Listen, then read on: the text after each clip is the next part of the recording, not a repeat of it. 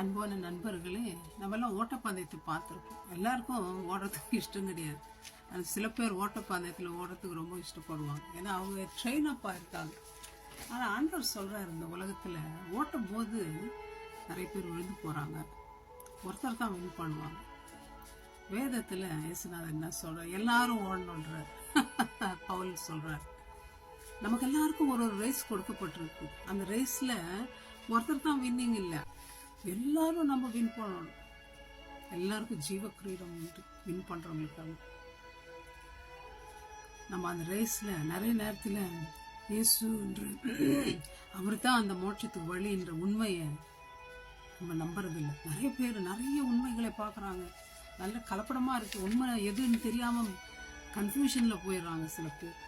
சில பேர் ட்ராமா வரும்போது, லாஸ் வரும்பொழுது தேவனையே கொஸ்டின் பண்ணுறாங்க, யார் தெய்வம் இருக்கா, ஆண்டவர் விட்டு விலகி போயிடுறாங்க.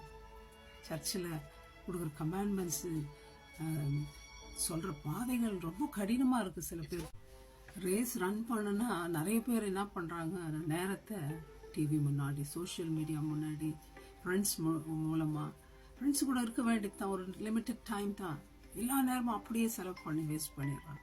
ரேஸில் ஓட முடியறதில்ல அவங்களால. ஃப்ரெண்ட்ஸ், வேதம் என்ன சொல்லுது தெரியுங்களா? அவங்க சின்ன வயசுலேருந்து குழந்தைங்களை எப்படி நம்ம ட்ரெயின் அப் பண்ணுறோன்னு நம்ம தெரியணுங்க. வேதம் என்ன சொல்லுது? நீதிமொழிகள் 22:6 பிள்ளையானவன் நடக்க வேண்டிய வழியிலே அவனை நடத்து, அவன் முதிர் வயதிலும் அதை விடாதிருப்பான். ஈவன் நம்ம செத்து போனா கூட குழந்தை அதை கடைப்பிடித்து நடப்பான். அதுதான் எனக்கு பயங்கர ஒரு ஆச்சரியம்.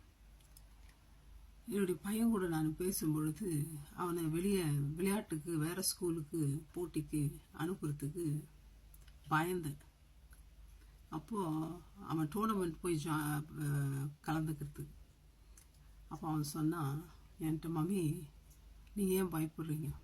ஏசப்பா என் கூட இருக்கார், என்னை கைவிட மாட்டேன்னு சொல்லியிருக்கார், நான் போகிறேன், நீங்கள் ஏன் பயப்படுறீங்க? ஸோ அவனுக்குள்ளே இருக்கிற விசுவாசம் கடுகு அளவை விட பெருசாக இருக்குது. ரொம்ப ஆச்சரியப்பட்டு நான் ரொம்ப வெட்கப்பட்டேன். நமக்கு இவ்வளோ விசுவாசம் இல்லையே.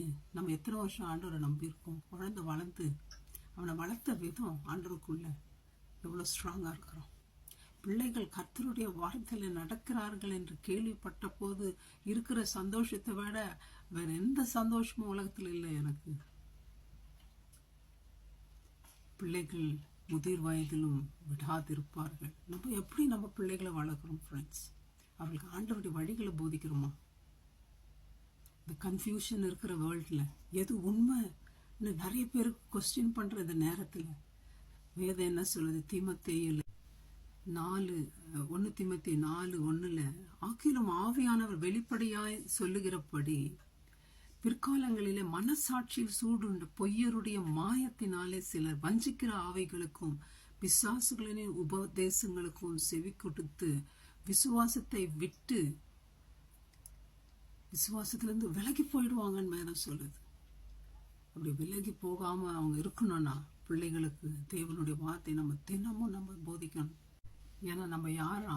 பைபிள் சொல்லுதுங்க, நீங்களோ உங்களை அந்த காலத்தினின்று தம்முடைய ஆச்சரியமான ஒளியிடத்துக்கு வழியவரத்தினுடைய புண்ணியங்களை அறிவிக்கும்படி தெரிந்து கொள்ளப்பட்ட சந்ததியாயும் ராஜரீகமான ஆசாரிய கூட்டமாயும் பரிசுத்த ஜாதியும் அவருக்கு சொந்தமான ஜனமும் ஆயும் இருக்கிறீர்கள்.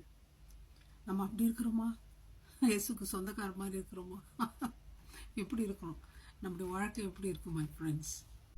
டியூட்ரானமி 6 இன்று நான் உனக்கு கட்டளையிடுகிற இந்த வார்த்தைகள் உன் இருதயத்தில் இருக்க கடவுது. நமக்கு இருதயத்தில் இருக்கா? இல்லை எங்கே வச்சுட்டு இருக்கிறோம்? இல்லை நினச்சி அப்படியே விட்டுறோமா? நம்ம ரேஸை ஓடிட்டு இருக்கிறோமா? இல்லை உட்காந்துட்டு இருக்கிறோமா? இல்லை விழுந்துட்டு இருக்கிறோமா? இல்லை இயேசுநாதரை விலகி ஓடிட்டு இருக்கிறோமா? எப்படி இருக்கும் ஃப்ரெண்ட்ஸ்? இயேசு சீக்கிரம் வரப்போகிறார். ஆகவே ஓடுவோம், வெற்றி பெறுவோம். May God bless you, my friends. Thank you.